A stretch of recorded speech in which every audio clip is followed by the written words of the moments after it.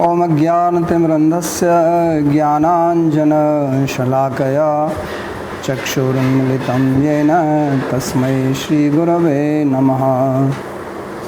वन्देऽहं श्रीगुरोः श्रीयुतपदकमलं श्रीगुरून् वैष्णवांश्च श्रीरूपं साग्रजातं सहगण रघुनाथान्वितं तं सजीवं साद्वैतं सावधूतं परिजनसहितं श्रीकृष्णचैतन्यदेवं श्रीराधाकृष्णपादान् सहगणललिता श्रीविशाखान्वितांश्च।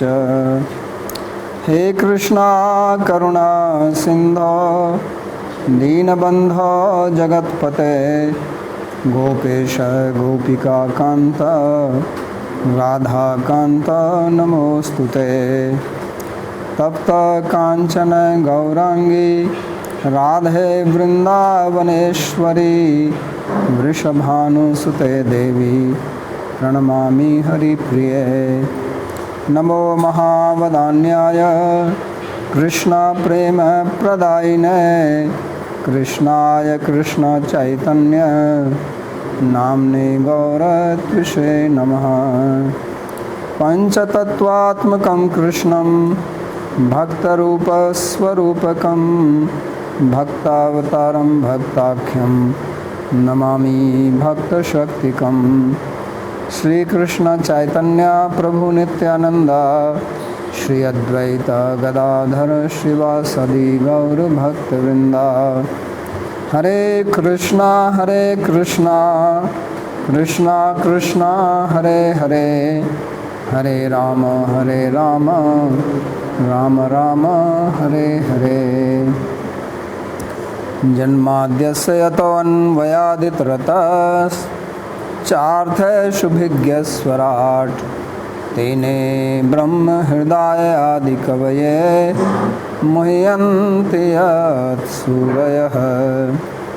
तेजो वारिमृदां यथा विनिमयो यत्र त्रिसर्गो मृषा धाम्ना स्वेन सदा निरस्तकुहकं सत्यं परं धीमहि। नारायणं नमस्कृत्य नरं चैव नरोत्तमं देवीं सरस्वतीं व्यासं ततो जयमुदीरयेत्। स्वस्ति अस्तु विश्वस्य खलः प्रसीदतां ध्यायन्तु भूतानि शिवं मिथो धिया। मनश्च भद्रं भजतादधोक्षजय आवेश्यतां no मतिरप्यहेतुकी।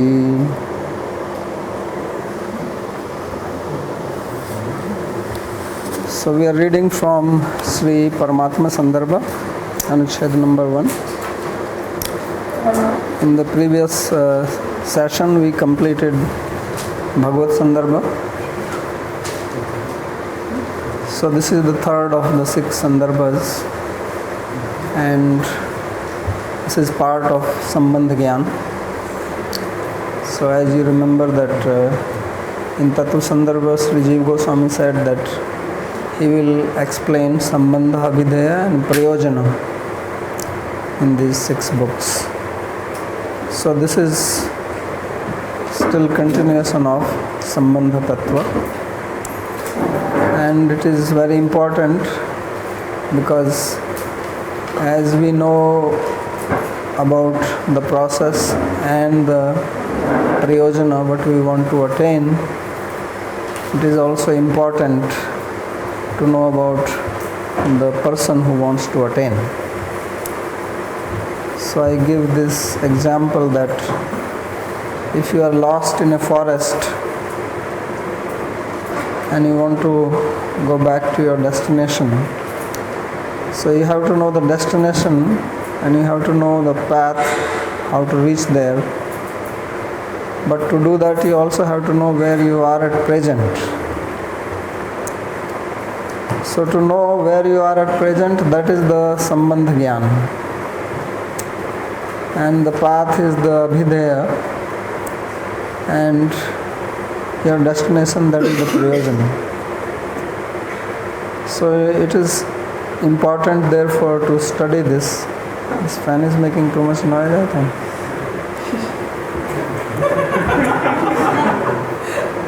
Before you finish talking about that.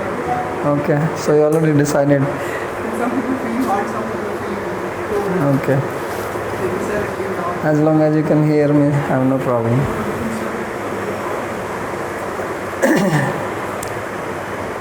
So generally, the word Paramatma and Bhagavan, they are used synonymously. Most people, they do not know the distinction between these two. In India or among Hindu community, Paramatma and Bhagavan are used interchangeably. But JIva Goswami has written a whole book just to make the distinction between Bhagavan and Paramatma. So he has Bhagavata Sandarbha to explain what is Bhagavan, and he has Paramatma Sandarbha, what is Paramatma.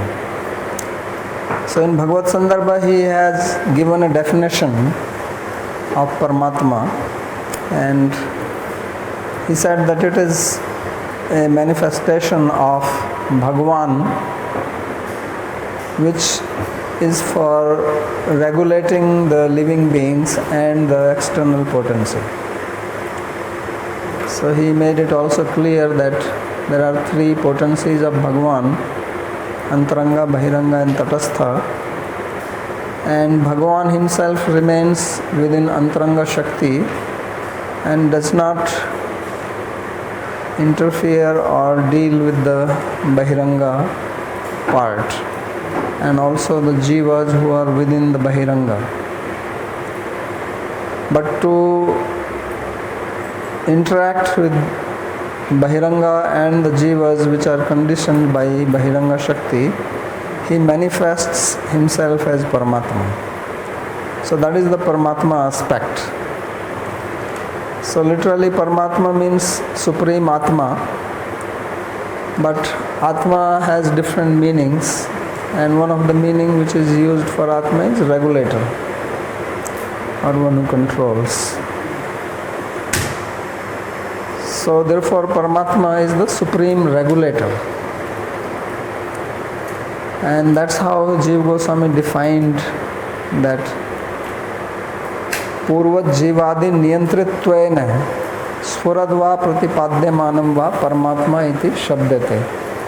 So in Bhagavata Sandarbha Anucheda number 3, he has given this, that Avirbhav, that appearance of Bhagavan, which is to regulate, to control the jivas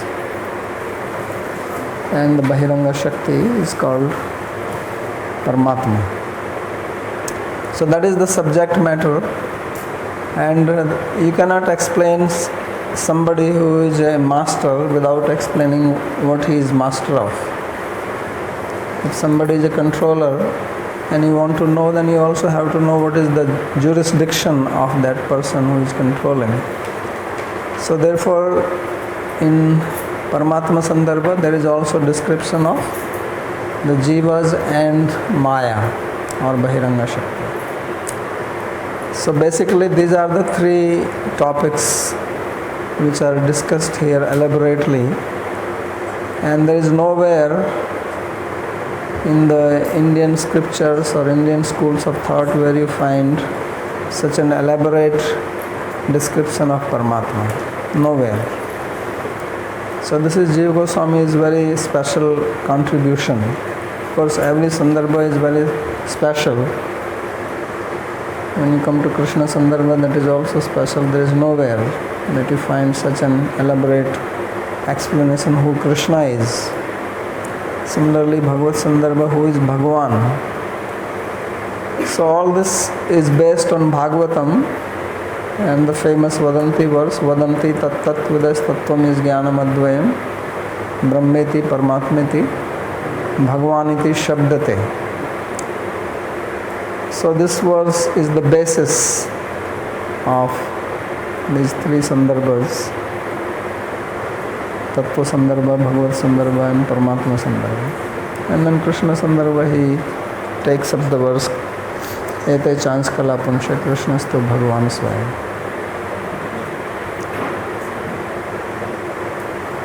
So Paramatma therefore is important because at present we in the material world are under his jurisdiction.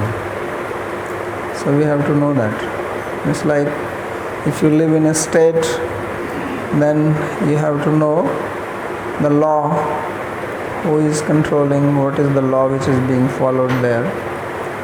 So it is incumbent upon us living in this material world to know what is the law and who is the ruler.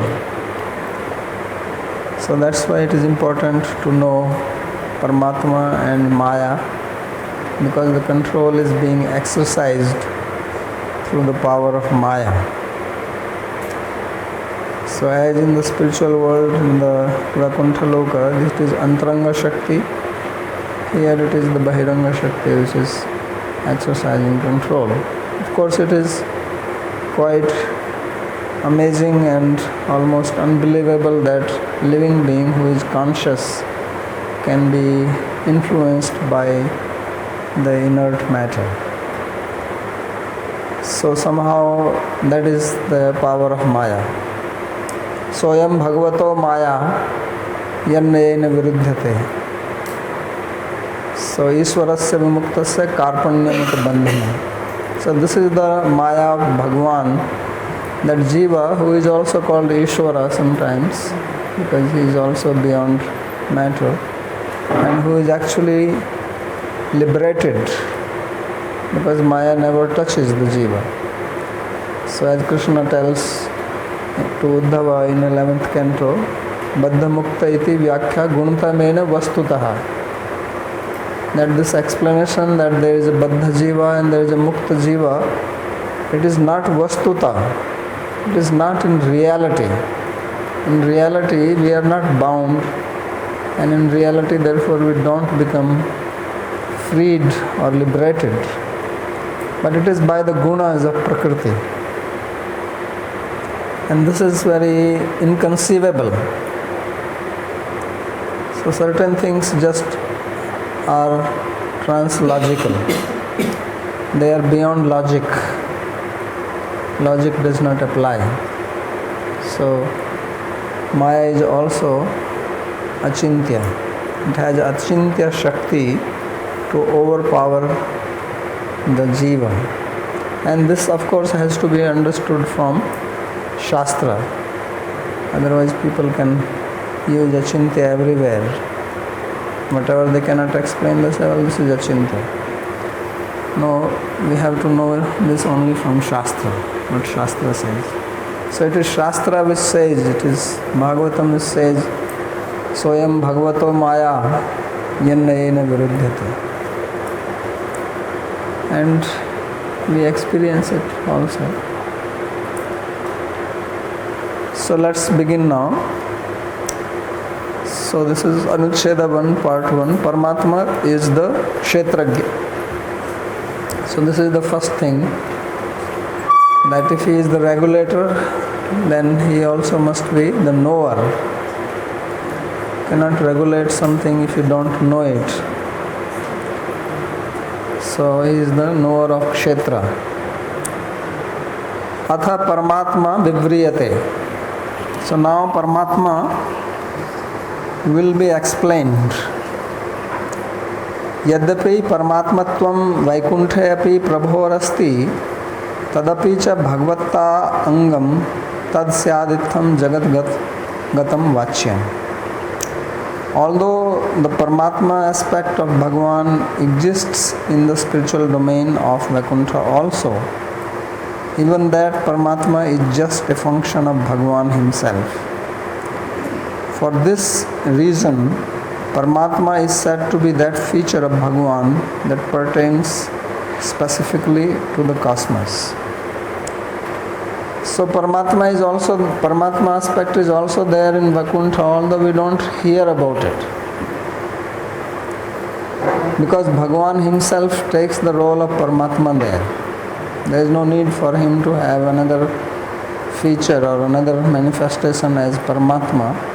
But Bhagwan himself is Paramatma there. So in Vaikuntha we know that there is Vishnu and he is the regulator of everybody there. He is the ruler, so he is the Paramatma. He is personally present, he is physically there, he is like a king. So that's why in the temple, the Vishnu worship is performed like Maharajopchar vat, as you would deal with or relate with or worship a king, like that he is worshipped in the temple. So that is the Vaikuntha mood. Aishwarya. So Aishwarya means Ishvara. Ishvara is another word used for Paramatma. So if you study Yoga Sutra, then the word Ishvara is used there. Or if you study Nyaya, the word Ishvara is used. So Ishvara is synonymous with Paramatma, and this is what in other religion the word God is used for. So God is the Ishvara or some aspects of Ishvara, because what we know about Ishvara and Paramatma, that much is also not known to other religions who talk about God. But whatever they say as creator, etc., is only an aspect of Ishvara. So Ishvara is another one. So he is the Ishvara, therefore Krishna is also called Parameshwara. Ishvaraha Paramaha Krishna. So Krishna is Parameshwara, Supreme Ishvara, because he is the Supreme Paramatma, Supreme Controller. So that is his one function in Vaikuntha. But the Paramatma which we are going to study here is the Paramatma here, which is more practical for us to know, because at present we are not in Vaikuntha, we are in the material world. So this is the Paramatma which is being described here. And this is a specific manifestation of Bhagavan. So therefore he says that Vaikunthayapi Prabhor Asti Paramatmatva. That Prabhu who is in Vaikuntha, he also has an aspect of Paramatmatva or being Paramatma, which is part of Bhagavan only, Bhagavatta. So means it is a function of him there. He is not having a separate personality as Paramatma, but Bhagavan himself takes the function or role of Paramatma. Tatsyad itham jagatgatam vachyam. So what he is going to talk about here now is about Paramatma who is here in the Jagat, in the material cosmos. Tatra tam jagatgata jiva nirupanam purvakam nirupayati dvabhyam. So this Paramatma who is here in the Jagat, he is being described in two shlokas, two verses by Jadbharata. So you know the story of Jadbharata and King Rahugana. So Rahugana was going to meet some sage, some say he was going to meet Kapila or Dattatreya somewhere, but on the way one of his palanquin bearer fell sick. So then he engaged Jadbharat, who happened to be wandering there freely. So that was his good fortune, that this guy became sick. So then Jadbharata, he instructed him, and this is part of that. These are two slokas from there, and they are very important because they are speaking about the jiva, the conditioning, and the Paramatma, the regulator of it. Kshetrajyeta manuso vibhutir jivasya maya rachitasya nityaha avirhita kvapi tirohitascha shuddho vichaste hya vishuddha kartu क्षेत्रज्ञात्मा पुरुषः पुराण साक्षात् स्वयं ज्योतिरजः परेशः नारायणो भगवान् वासुदेवः स्वमायात्मन्यवधीयमानः.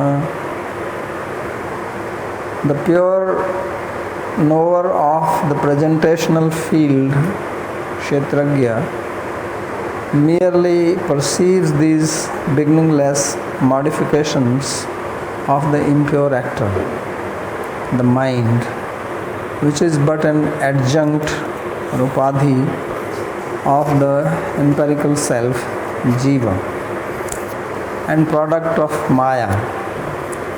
Its modifications are sometimes manifest, that is in the wakeful and the dream states, and sometimes unmanifest, that is in deep sleep or in the state of samadhi. The supreme witness of the field is the immanent self. So that is Atma. So the word Atma is also used for Paramatma. So because Paramatma in Paramatma Param is only an adjective. So if you don't use that, then it is Atma. So sometimes in the Shastra, Atma is used for Paramatma or even for Bhagavan. So the primordial person, Purusha, the most ancient Purana, who is unmediatedly self-revealing Sakshat Swam Jyoti, unborn Aja, the almighty controller Paresha, the interior regulator of all beings Narayana, inherently endowed with potency Bhagavan, the substratum of all beings Vasudeva, and who is established in his own intrinsic being Atmani by virtue of the potency that is innate to his own being. So there are many adjectives which have been used here for Paramatma, and the description of Jiva is being given. So again the word Jiva and Atma, although used interchangeably, but Jiva is also used for conditioned Atma. So an Atma which is conditioned in the material world is called Jiva. And Kshetragya is a word which is used both for Jiva or Atma as well as for Paramatma.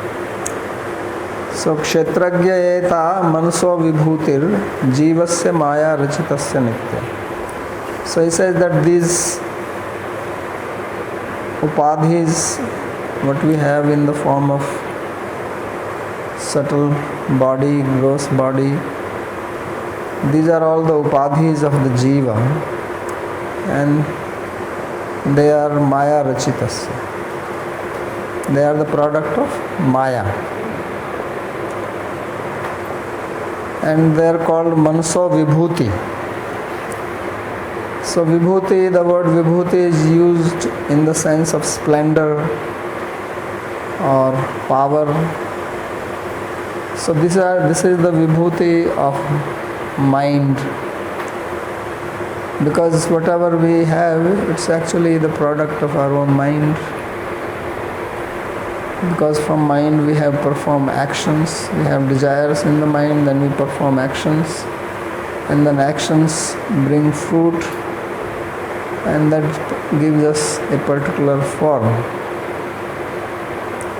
And these days, of course, there is a lot of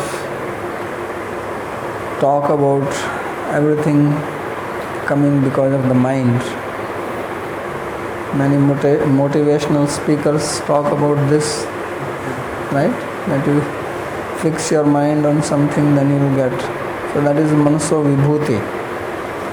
Of course, there are many factors involved, but mind is one of them, the major one.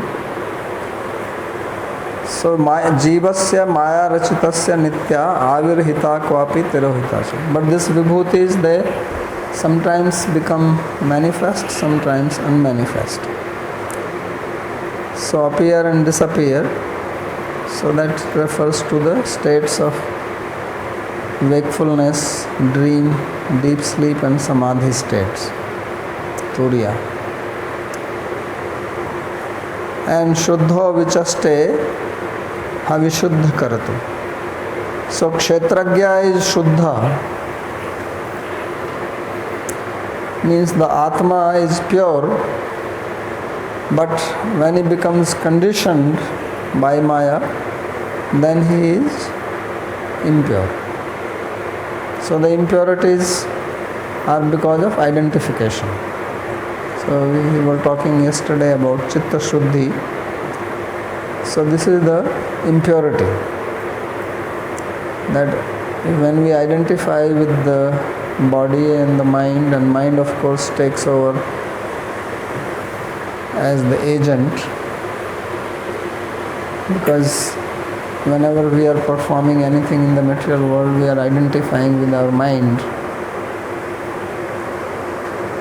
and therefore mind is called as the Avishuddha Kartu, the doer. So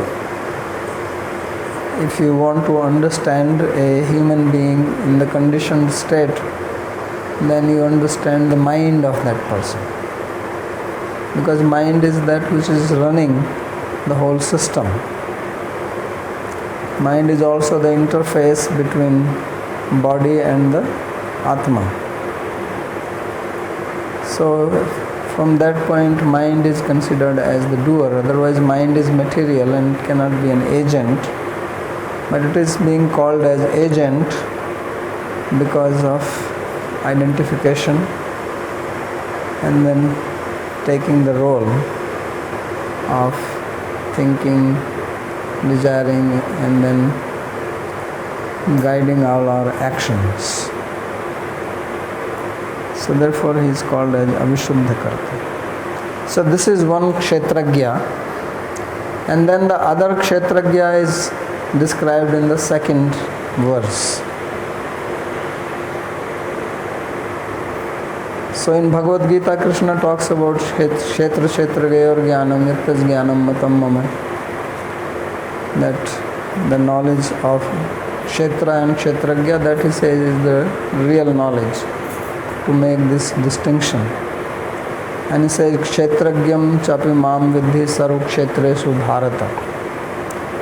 So this statement of Krishna, that know me also to be the Kshetragya in all Kshetras, this has been interpreted in two different ways. Vaishnavas interpreted that Krishna is also Kshetragya along with the Jiva, and the Advaitvadis, they interpret it differently. They say that he is the only Kshetragya. There is no such thing as Jiva different from him, because they don't accept duality. And there is only one absolute reality, Brahman, and there is no such thing as Jiva separate from Brahman. But here in Bhagavatam it becomes very clear that there are two separate Kshetragyas.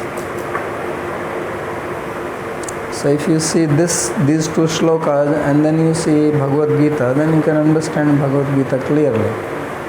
That Kshetragyam chapi mam vidhi, that api is referring that he is also, which means that there is another one and then he is. So there you can have the interpretation in different ways, but here it is not possible. Here it is very clear that the first one is Jiva and the second one is Vasudeva. The very word Bhagavan Vasudeva is used for that. So the second one is called Narayana and he is Paresha. So this cannot refer to Jiva. Jiva is not Paresha, is not the Supreme Lord, is also not Narayana. So from this he makes it very clear that there are two knowers of the field.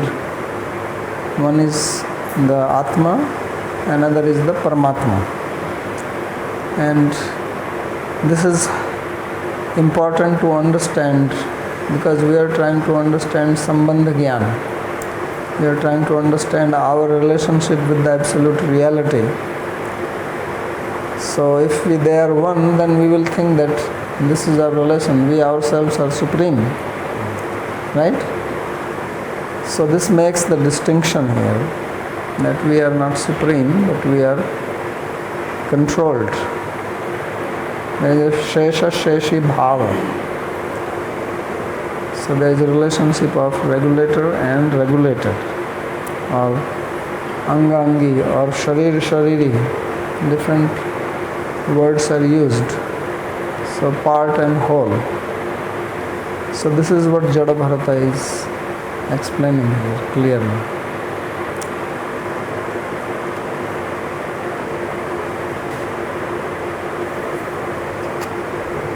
So now he is going to comment on these verses. So he says, Yaha shuddho api mayatah paro api maya rachitasya vakshamanasya sarvkshetragyasya maya kalpitasya manaso antakaranasya etah prasiddha vibhutir vichaste visheshena pashyan tatra avishto bhavati स खलु असौ जीवनाम स्वशरीरद्वयलक्षण क्षेत्रस्य ज्ञातृत्वात् क्षेत्रज्ञ उच्यते इति अर्थ. So it's a very clear statement Jiva Goswami makes. There is no ambiguity here. Very clear. So he says, yeah, shuddho api, that one who is although pure, mayatah paro api, and who is transcendental to Maya. Yet what happens? Maya rachitasya vakshamanasya sarvkshetragyasya maya kalpita se mansho antakaranasya eta prasiddha vibhutir vichaste visheshena pasyanavishto bhavati. So although he is pure, Atma or the self is pure, there are no impurities in the self. And there are no impurities which can ever touch it. So that is very good to know that our innermost self, our Atma, can never become impure no matter how much impurities we have in the external coverings. So all the impurities which exist, they are only in the external coverings of Maya, produced by Maya. The Atma or the Purusha, which is another word used in Sankhya, is always pure. Asango hi ayam Purushaha. So in the Upanishad it is said that Purusha is Asanga. It is ever untouched by anything material. So there is absolutely no possibility of Atma becoming pure. And this is the Atma in every one of us. And not only human beings, but all other living beings also. So the nature, the characteristics of Atma are same in everyone, and it is pure for everybody. So this is very interesting, and this is something which is unique knowledge. You don't see this anywhere else. Outside the Vedic knowledge, there is no such understanding that we are all actually equal at the spiritual level. At the level of Atma, we are all equal. There is no gradation in that. Only Madhvacharya and Vallabhacharya, they make gradations in the Atmas also. So these are two Acharyas who propose or propound that there are three types of Atmas. Four? Which is the fourth one?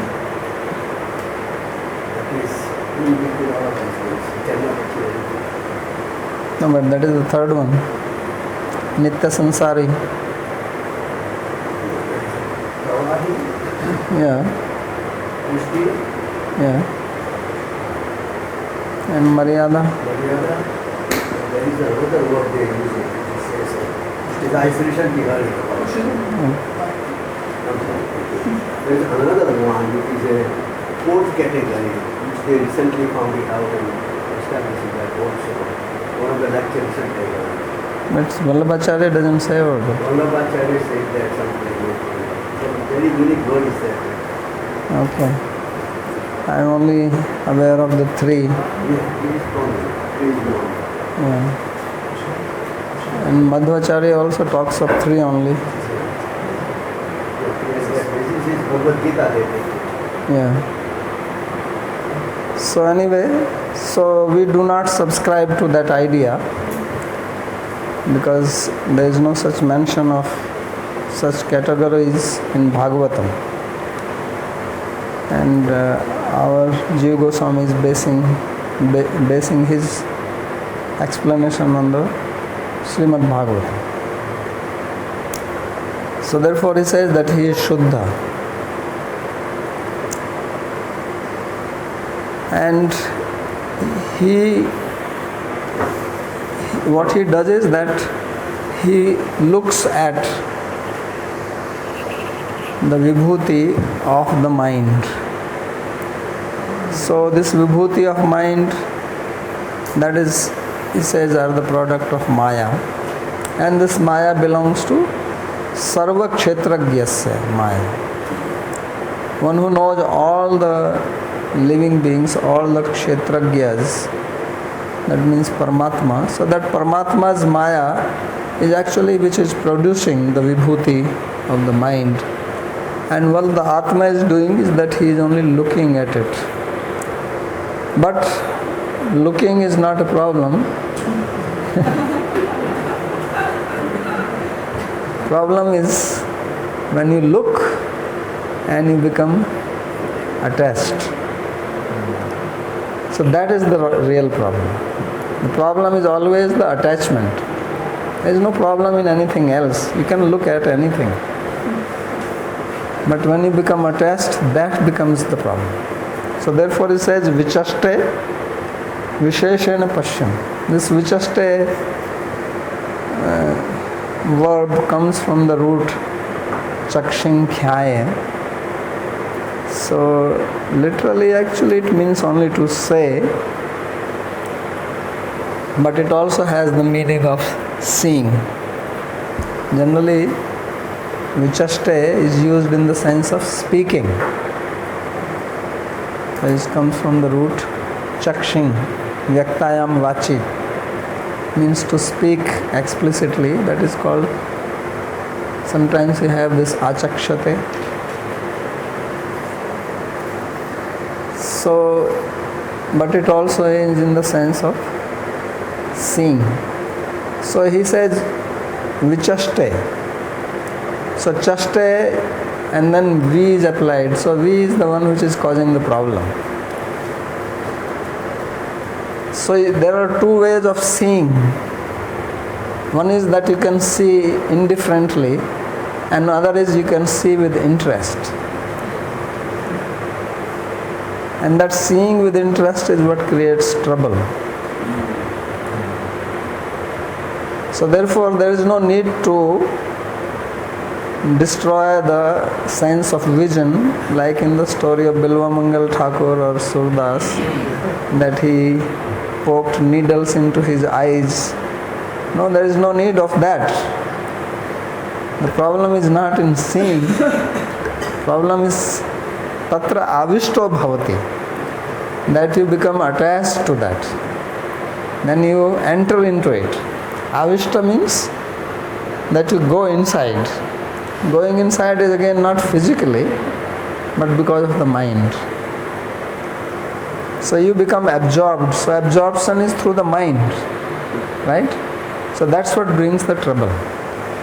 So all the problems here in the material world, they are because of this absorption. So we will also study this in Sankhya, because it's interesting that Sankhya also talks about Prakriti and Purusha, which is also being talked here in the very beginning. So that attachment or that absorption, that entering, because we are where our awareness is. So if our awareness is in the material objects, then that's where we are. Physically you don't go anywhere. Physically, it is said in Bhagavad Gita, Achaloyam Sanatana, that Atma is Achala. So sometimes you may have read that books that when you sleep, the soul leaves the body, then there is a golden cord. Right? Golden thread. And you are going here and there and you come back like a kite. You fly, and then the kite comes back when you roll back the thread. So Atma actually doesn't go anywhere. It's only the mind which goes. Because mind is called Chanchala, Atma is called Achala. Right? Chanchala hi Mana Krishna. Arjuna says that Mana is Chanchala and Krishna says Atma is Achala. So it is through the mind that you go here and there. Otherwise Atma is pure, it's situated. And then you identify, and then that's where you are situated. So the whole idea is to extricate your absorption, your attachment or your mind from this Maya Rachita Vibhuti. This Vibhuti which is product of Maya. So the whole process is that only. Whether you study Sankhya or you study Yoga or Nyaya or anything, you have to extricate yourself. Now what we have done is that we have put ourselves into so many things outside by I and my. So this is I and this is my, and you have spread yourself, you have bifurcated yourself into so many products of Maya. And then we are lost and we are confused because we got mixed up. Right? Confusion comes when you get mixed up, right? So we are not material objects, but we have mixed ourselves with it, so now we are confused. So this is the basic problem, identity crisis. Identity confusion is the basic trouble with the living entity. And solution is to situate yourself on true identity. That is Jiva Swarupa Nityar Krishna Das, Das Bhuto Hare Reva. So that is our true identity, that we are servant of Krishna. And we have given up that. And then giving up, as he explains, has no beginning. That's why it is called Nitya. So Nitya means beginningless. So we are ever lost, ever confused, ever in crisis. It is not that only now there is an economic crisis. We are born in crisis, die in crisis. So this is the situation in the material world. Only thing is that the levels of crisis change. So when it diminishes, then we feel relief. Right? So if somebody strangles you and you cannot breathe, you are in crisis, then he releases you. So you feel happy. Then it comes back again. So it's just the amount of pressure which keeps on increasing, but we are never free from that. We are always in that problem. So this is because of looking and becoming absorbed. So vritti vichaste, vibhutir vritti vichaste, visheshena pashyan tatra avishto. So vritti means all this manifestation. That's how he is glossing over the word vibhuti. So vibhuti comes from the root bhu. So now I think many of you know Sanskrit, so you should also pay attention to the words. All this vibhuti. What is vibhuti? Comes from bhu dhatu. Bhu means To be. Yesterday we were talking about to being, right? Asti. So Asti Yagyapatir Nama. So the original Vibhuti, of course, original existence is Krishna himself. He is the Satchidananda. And then we have our existence based on that, and then Maya has his existence. So this is the Vibhuti of Maya. That's why he says, Sarvakshetragyasya Maya Kalpitasya Manso Antakaranasya Eta Prasiddha Vibhuti. Vritti, all these existences. So Kalpita does not mean imagination here. So you should also know this, because in Sanskrit, Kalpana does not mean just imagination or speculation, it also means creation. So therefore day of Brahma is called Kalpa, because it is one creation, one day, and then next day. So Sakhalu Asau Jiva Nama Swasharir Dvalakshan Kshetrasya Gyatritva. So this is what is called Jiva now. So this Shuddha, who has become Avishta, absorbed, this is called Jiva. That's why it says Sakhalu Asau Jiva Nama. And this has the appellation of Jiva. And Swasarir Dvalakshan Kshetragyasya Gyatritvat. And of course Jiva is different from these two bodies, Sukshma Sharira and Sthul Sharira, but he is identifying with them. So he is the one who knows. Knows does not mean that he has knowledge, but he feels them. That's what it means. Otherwise it would be good if we understood our body and mind. Actually we don't understand, but we feel it. That's the meaning of Kshetragya here. That he is aware. So whatever is happening in our mind or in our body, we are aware of that. We are conscious of that. That's why we are Kshetragya. So Kshetragya means one who is conscious of Kshetra. Knowing is a little bit misleading. Knowing means that I know everything what is in. Actually I don't. I am just conscious. Basically I am conscious of pleasure and pain. So that is the Kshetragya. I am not conscious of pleasure and pain in someone else's body or outside this structure.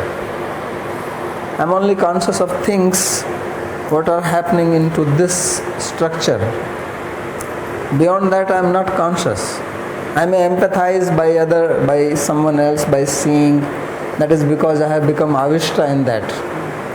But I am not directly conscious. Directly conscious I am only of this system. And then if you become absorbed in someone else deeply, then you can have some consciousness of that. But our real absorption is in our own body. You cannot become absorbed to the extent you are absorbed in your own body into someone else. But if you become absorbed, up to the extent you become absorbed, up to that extent you will feel the pleasure and pain of somebody. If you really love somebody, love is the word we use, so let's use that. So if you love somebody, then you feel their pain, you feel their happiness. Why? Why does it happen? Because now you have put your mind also into that person. You have put your mind, you are born with your mind attached to this physical structure. And then if you put that mind in someone else, there also you start feeling pleasure and pain. So that's how we increase our samsara. That you are first one, then you become two, right? Ekaki na ramate, don't enjoy alone. So you get one more, whether you enjoy or not, at least you get one. Then also you are not satisfied, then you get one more, you become three. So then you distribute yourself. in so many places, and this is the entanglement. This is called samsara. So then you're moving from here to there and solving problems and going through pleasure and pain of all this. So this is the jiva. This is what jiva is doing. So what jiva is doing is that he is looking. Because even when you feel pleasure and pain of another person whom you love, you just look. Looking means become aware. You may hear it through the telephone and become sad or happy, right? Or you can see, looking here doesn't mean just looking through the eyes. Looking here simply means to know, to be aware. So we are called loka in Sanskrit, right? In Sanskrit there is a luk dhatu. So from that comes loka, right? Avlokan, alokyate. So we are looking. That's why we are loka. And then these planets are also called lokas because we are also looking at them. So bhuloka. In Hindi they use the word log. They just change ka into ga, ka kha ga, and loka becomes log, lok. So but the Sanskrit word is loka.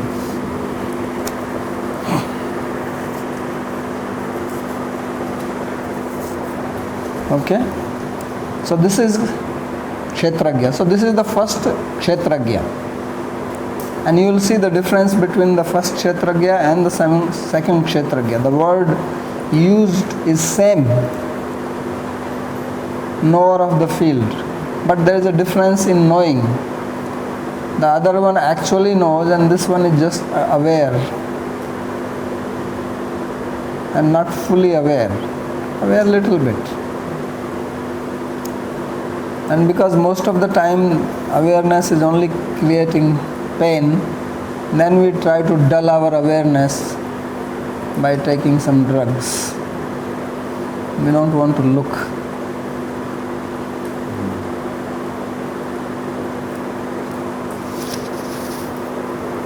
So the translation is, the one who, even though pure, perceives these familiar modifications of the mind and upon seeing them becomes identified is known as the jiva. Even though pure, Shuddha api means although transcendental to Maya. The verb vichaste, perceives, means clearly seeing. The phrase these familiar presentations, vibhutis of the mind, refers to the modifications of the mind, which is the internal or psychical apparatus generated by the Maya of he who is the witness of the fields. So it is actually a very interesting thing that when you are seeing, JIva Goswami is calling that as also vritti. Because what you see is only some modification in your brain or in your mind. Right? Every sensation which comes to you, all it is doing is just bringing a little change in your neural system. And then you call that. So that is called vritti. That your state of mind. When you feel something, you hear something, you taste or smell something, then it is changing the state of your mind. So that is the vritti. And that is the looking. So you are actually not really looking at the object. What you are looking is that modification which is happening inside you, which is Maya Rachita. We really don't see anything outside. We don't have any means to see that unless you become a yogi and you develop Ritambraha Pragya. Then you see. We conditioned beings are only seeing the reflections of the objects outside. So that is the vritti. So therefore it says vibhuti, manasa vibhuti. And he's seeing that because Atma is inside. Atma is not coming in contact with anything external. And if it is not coming in contact with anything external, how can it perceive it? To perceive anything, you have to develop a rapport with it. You have to come in contact. So it is through the external senses, Gyanendriya, and they get the sensation inside, they change the mind, that is the manasa vibhuti. He is seeing that and he becomes absorbed in that. So it's all in the mind. It's all a mind game. Also called happiness and distress and love and hate. It's all happening inside. And then you react to that.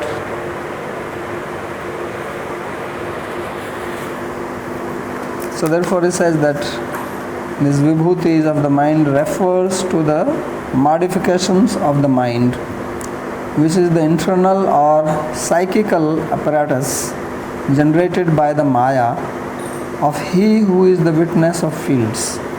So this is the psychical apparatus inside, product of maya, and this is what Atma is seeing.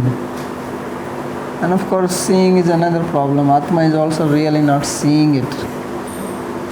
So it's a quite complex thing what is going on, because Atma does not have eyes to see.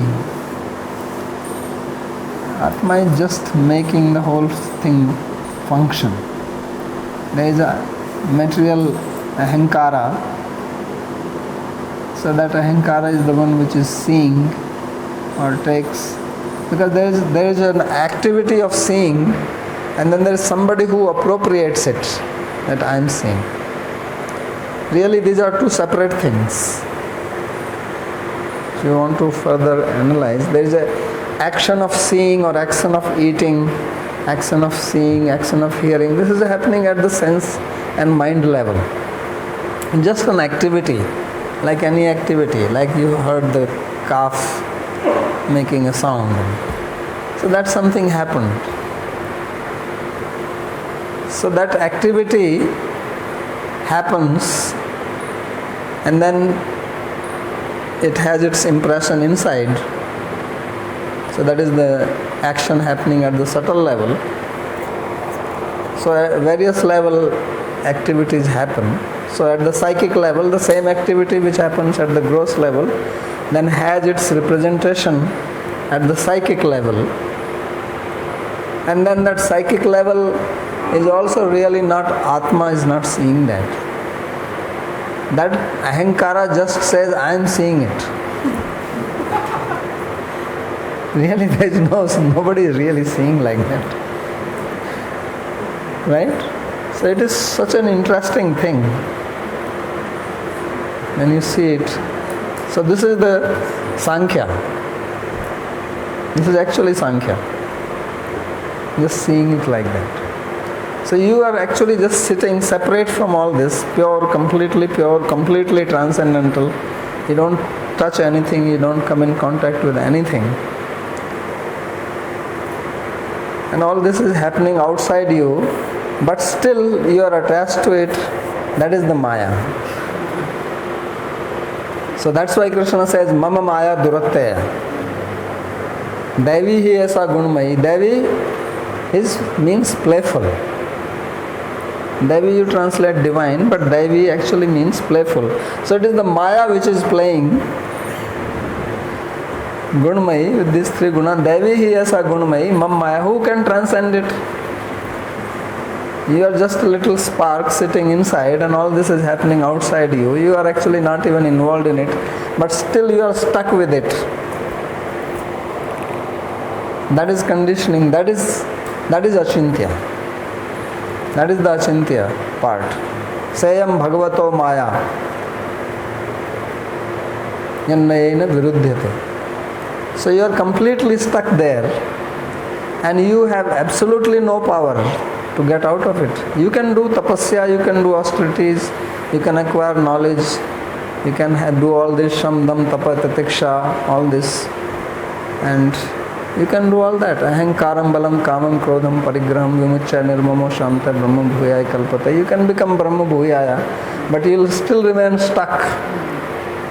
You cannot get out. That's why Brahma Bhuta Prasannatma na shochati na kankshati sama sarve tu bhusesu mad bhakti labte param. Bhaktya mama vijanati yavanischasmi tattva tato tattva mam tattva gyatva vishate tadanantaram. This is by bhakti it happens. Without bhakti there is nobody who can get you out of it. You can become Jivan Mukta. So Jivan Mukta api punaryanti bandhanam. Jivan Mukta also fall down. Patanti adhan adriti yushmadangre. So that's why bhakti, because bhakti is the only one which is powerful enough to get you out of this mess. Otherwise no one can get out. Mame, that's why Krishna says, Mame vaye prapadyante maya metam tarantate. Only if you don't take shelter of Krishna, nobody can get out of Maya. It is impossible. If you understand this theoretically, then you accept. Yes. It makes sense. So then you will see how powerful is Maya. Without Krishna, we have no way to get out of it. Okay, is it clear? So I think we will stop here because it's already 12 o'clock. Take back your backside.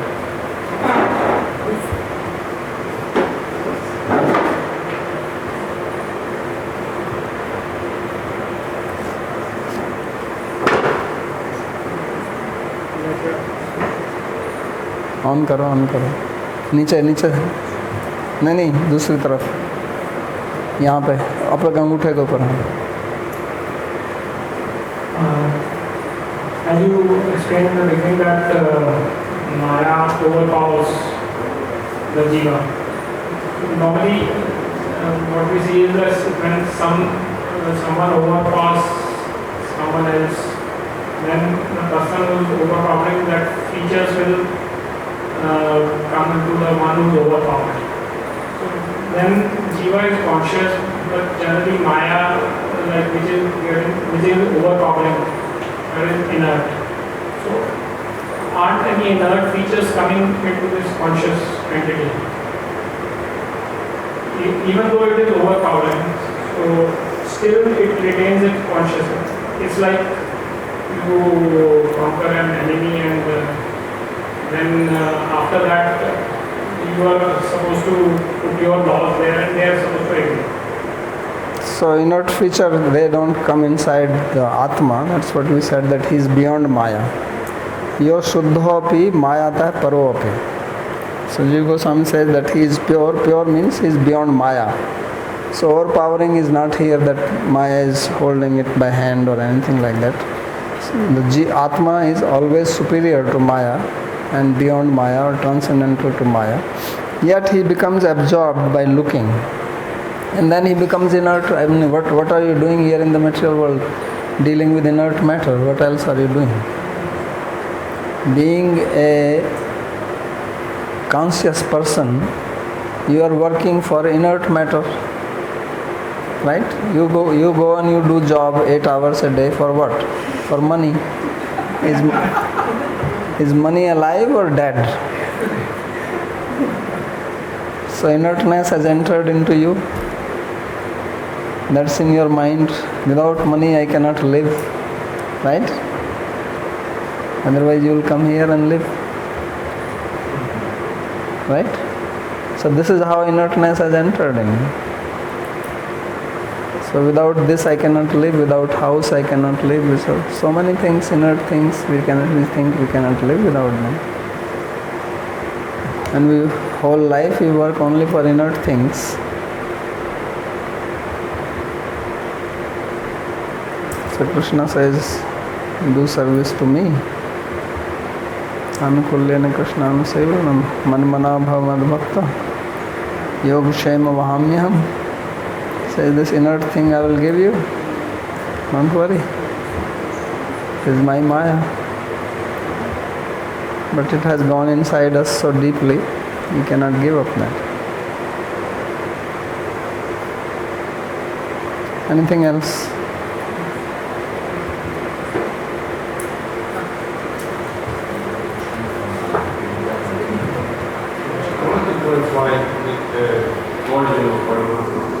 What is that? Say it again. How do we try to find origin of Paramatma? Origin. Yes. Yes. You mentioned that Paramatma was just in Vaikuntha, but it's part of all component of consciousness. The teachings in Kanta, that Paramatma is Sri Vyasadeva, that manifestation of Sankarshan, Yeah, so as Jiva Goswami mentioned that there are two Paramatma. One is Paramatma in Vaikuntha and one is Paramatma in the cosmos. So what you are talking about, Kshirodakshai, Garbhodakshai, Karnodakshai, that is the Paramatma of the material nature. the origin is God. Origin is? Origin is Baldev, origin is coming from Sankarshan, yes, you can say that. It will come on, he will speak on all that. He will talk about these three Paramatmas. This is the subject matter of this book. You spoke about, you asked the question about Atma. Atma is more higher than Maya. So then, how does the Atma indulge with Maya? I mean, how does it happen? So that's, It's more powerful than so the problem at present is that Atma at present is not aware of itself. It does not have self-awareness. And it is aware of Maya only. How did this happen? That he says that has no beginning. So at present the situation is that although you are superior to Maya, you are not self-aware. And this everybody would agree that we are not aware of ourselves. We are aware of everything and we are trying to be aware of everything except ourselves. So this is the conditioning. And this conditioning has no beginning. So this is how it is. So you may be very powerful, but you don't know your power, and you have no way to know your power by yourself. So then you will keep on suffering. Like many times you see in some relations, husband is there, wife is there, and wife actually is doing the job, earning money. Husband is not. I know many people like that. And husband is just sitting at home and lording over.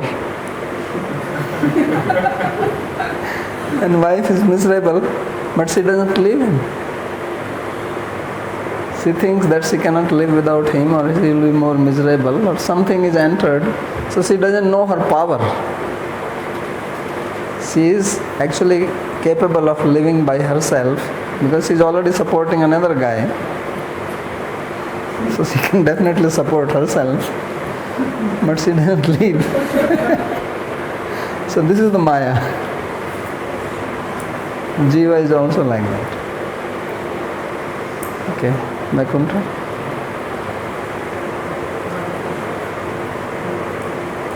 Backside you can give me. How do we understand the self-realized great soul's exhibition of humility? Selfless soul as? How when they exhibit humility, by containing themselves as being lonely or like contaminated, etc. Because we were saying that soul is pure and it's never contaminated or anything like that. But then they speak of themselves as being like so wretched and etc. How do we reconcile this? They are getting into the past mood, or they are playing the role of a common being. That this is how a common person is. It differs because moods are not same for everybody. So in some cases they feel like this because that's how they were before they came to bhakti. So they are just remembering that how I am low and by God's grace I have come to this position, but they still have that mood. And in some case they are just seeing the situation of a common person and putting themselves in their shoes and talking like that. Otherwise they know that Atma is always pure. Give back some. I'm trying to elaborate the question because Mataji asked actually what I wanted to ask, but for me it's not clear still, like, okay, God created us in that way that we are not self-aware. No, He did not create you. That's where mistake happens. You see, unless you understand that this does not have a beginning, then problem remains. So as soon as you say He created us, that means there is a beginning. But I said that this does not have a beginning, and Jiva Goswami will also explain more that it does not have a beginning. So if it does not have a beginning, there is no question that God created it. So you have to go beyond this idea of creation. Yeah, but from where this came, this ignorance? You are assuming that there is a beginning, and then you are asking the question. From where created, these questions assume that there is a beginning. So please try to understand the meaning of beginningless. And once you understand the meaning of beginningless, then this question does not arise. Because all the questions which you are posing, they make an assumption that there is a beginning, although you are not saying it. But you are assuming it. Because then only this question arises.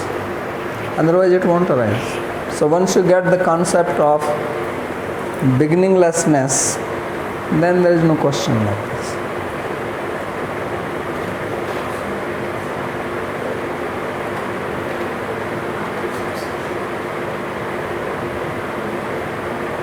The fourth one is called Charshani. And first two are the Pushti and Maryada are the Devi Jiva, while Pravahi and Charshani are Asuri Jiva.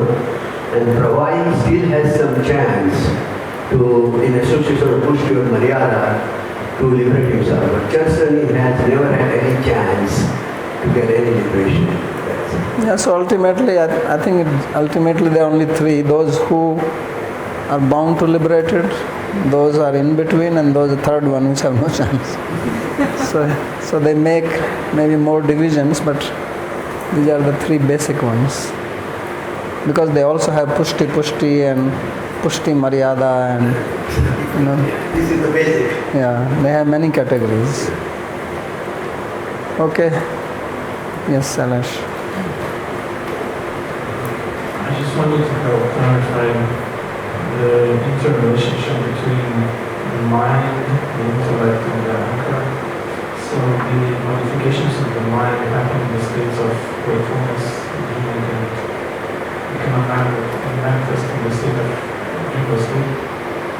So, and Jiva Goswami later on he says that these states are the states of buddhi, wakefulness, dreamless sleep. So I wanted to ask what is the function of buddhi in the process of which he speaks Atma observing the mind? So buddhi is the one which gives us awareness. If you want to make a distinction between mind, manas or buddhi, so manas only gives you thoughts. But being aware of thoughts or being aware of what you are seeing or experiencing, that is the function of buddhi. So that awareness fluctuates. And that is the role of buddhi. When you are awake, then you are more aware and you can be fully aware. When you are in dream, then your awareness is of different type. You are aware, but you are also more confused in your awareness. And then when you are in deep sleep, you don't have awareness. So that is also, not having awareness is also a function of buddhi.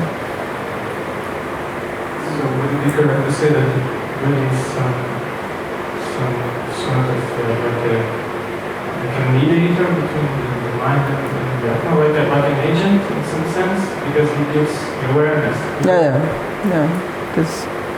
It's an assistant, you can say. Because without the assistance of buddhi, you will have experience and not be aware. So that is the difference, one of the major difference between human beings and animals. Animals also experience pain and pleasure.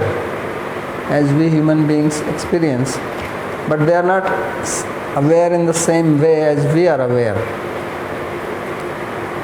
So if you see a human being crying and if you see an animal crying, the experience is there, the pain is there, both are crying, but one is less aware than the other. And among human beings also it is same. So there are people who are more tamasic, so they are less aware of the pain. And then those who are more sattvic, they are more aware, so they will feel more.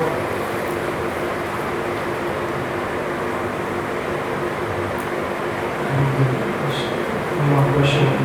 In the beginning, you mentioned that JIva GosvamI said that Paramatma is also present in the spiritual domain. That Bhagavan himself is Paramatma. Yeah. It's not some separate person. So this is not a reference to a four-handed Vishnu form. Reference to? This is not a reference to the four-handed Vishnu form. This is... Yeah, Vishnu only. Vishnu is Bhagavan. So when he says that that Paramatma is a function of Bhagavan in Vaikuntha, right? So Bhagavan in Vaikuntha has got 2 hands, has got 4 hands, has got 8 hands. So now if Bhagavan is having 4 hands as Vishnu, then he is Bhagavan there, but he is also doing function of Paramatma because he is the boss there. Krishna has 2 hands in Vrindavan, so he is Bhagavan, he is also Paramatma of Vrindavan. In Dwarka he sometimes or most of the time has 4 hands. So he is 4-handed Krishna and he is also Paramatma. So he has that role. Just like you have Prime Minister of a country and he may also be Home Minister. So it's not 2 different persons, it's one person doing 2 functions. Very short one. So what is the difference between vritti and vibhuti? Vibhuti is generally some physical objects, and vritti are the states of mind. That's the difference. So we'll take a break and come back for Sankhya Karika.